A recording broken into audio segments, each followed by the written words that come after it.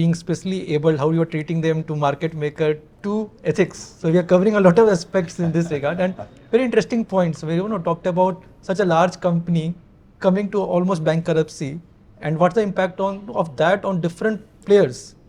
So interesting. Over to you, sir. Great points, thank you.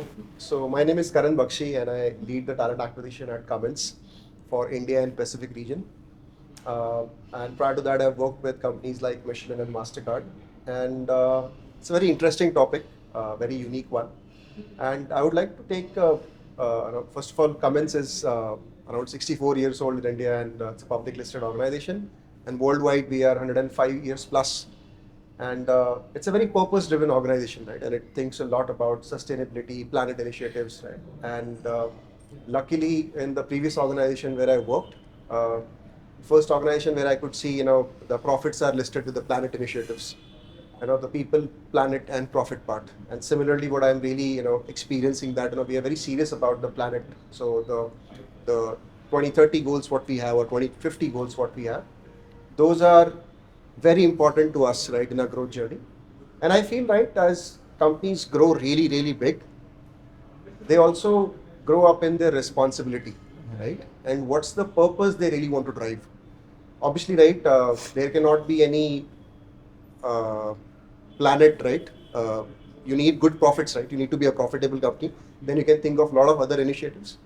But what is that purpose, right? Are you driving that purpose with a vision and a thought that you really want to drive that change? For example, I've worked with Michelin previously, and she's my colleague from Bridgestone. While they are the biggest competitors in the world, right? But what I've seen one thing beautifully when it comes to the planet and the sustainability part, they both partner. Their CEOs sit together, and that is where they decide where will we take this planet in terms of the tire, right? Every time the tire runs, there are small particles which get onto the road. And those are the ones which get into the sea, right, into the riverbed. So what are we doing around it? So that is the beauty, right? Wherein, at times, even if you are huge, but you are thinking about, we don't want to only think about yourself, you're thinking about the community, right? The larger community or the sustainability.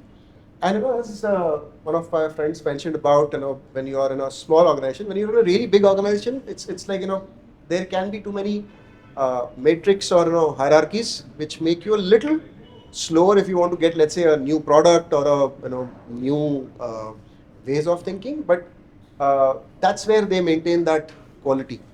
And if I have to take a classic example, right, wherein this is my knowledge on over the news and what I've seen as growing. Reliance, right? Classic example, right? Jio absolutely disrupted the market, right? So I was in college days, and we had this beautiful, blue color phone which had a TV in that phone, right? And I was so, thrilled with that phone. 500 rupees they are, giving out that phone. So they actually disrupted the entire market, right? But today, if you see, even if I, when I travel to most of the countries, the kind of, the data what we have get in the price what we get in India, it is not there, right? If you go to even UAE, it's very expensive, right?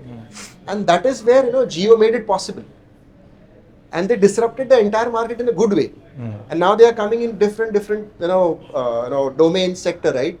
If you talk about Adani Group, right? So they are really growing in different domains, different verticals. So that's the power, I would say.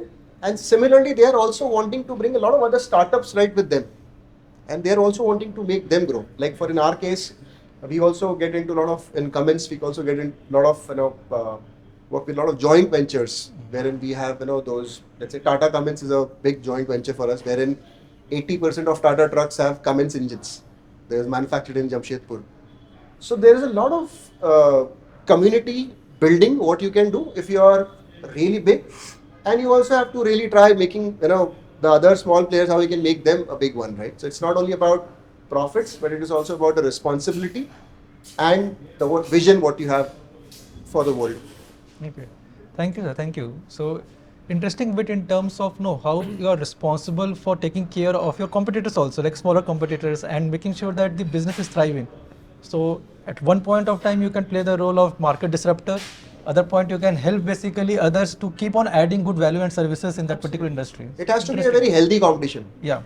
You need to really promote a healthy competition, and there's a thriving market for everybody. And that would also interesting that when you have deep pockets and you're a large organization, you can do something beyond just making profits. Absolutely. So, to go beyond making profits, you have to be big enough also in that regard. So Cummins does a lot, when it comes to the planet aspect, the sustainability, it's beyond words. Yeah. So thank you, sir. Ma'am? Yeah, thank you XLRI for organizing this very interesting format apart from the panel discussions. So it's really interesting.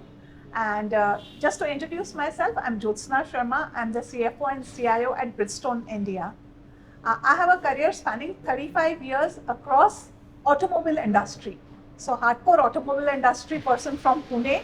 Also very interesting part of my experience has been I've worked for multinationals, I've worked for local Indian companies, I've worked for listed companies, I've worked for non-listed companies. So that gives me a very broad experience around a lot of aspects around the big and small. So what I have seen through my 35 years of career is no one becomes big all of a sudden. Everybody have started somewhere small and have grown to what they are today. Now, what is very important element of growing big is the ethical behavior of the founder. Absolutely. The culture that is set in an organizations as you're growing big. And that is what drives growing towards the direction that you're untouchable. And what we call in Japanese as dantotsu. That is way ahead of everyone. So in my experience, I have seen in the same 6 organizations that I have worked, all of them are founders. But who failed was who wavered on the path of ethics.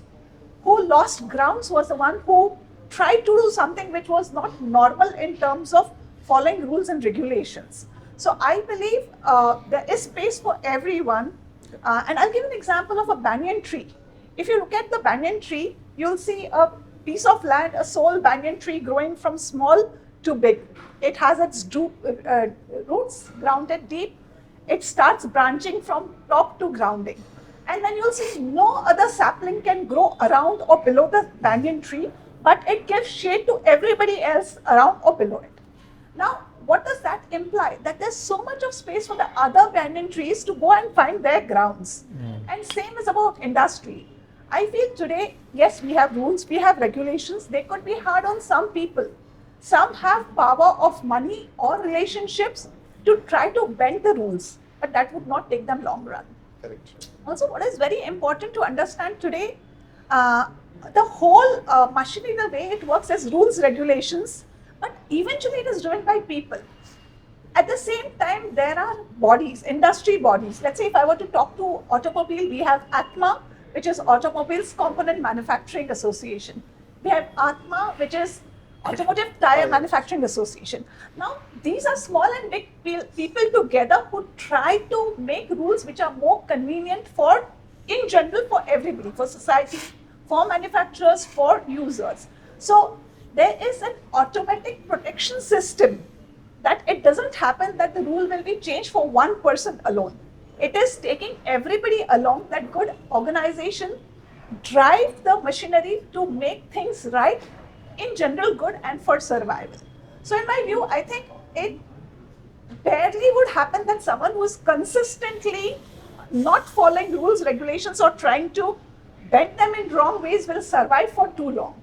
You will not see companies making legacy of 100 years and celebrating 200 years unless they have their ethical roots grounded and the culture built in the organization irrespective of the whether founder is there or not there. That's my take on it. Great. So I think that ethics part, and we'll come back to that once we have listened to everybody, that how this ethical leadership plays a lot of interesting role in this dynamic. So we'll come back to that also, ma'am. Thank you.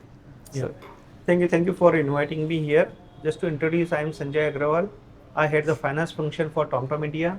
I am also responsible for their India site operations. And before this, I was working with ABB and Coca-Cola. And like when we talk bigger companies, Coca-Cola is one of the biggest. Coca-Cola and Pepsi in the software industry, in the soft drink industry. So like I remember in 2004 when I joined Coca-Cola, It was a pesticide issue. If you remember, 2 or 3, 4 pesticide issue came up everywhere in the market. India news channels, you hear about there are pesticides into the cold drinks, and it affected the market. But as I said, Coca-Cola is big enough, and they knew that they have a quality product. It was there for maybe a year or so, but then again the market picked up. So they stick to their product, they stick to their quality. So as a bigger company, nothing happened, I would say. Or like, why you don't have third company?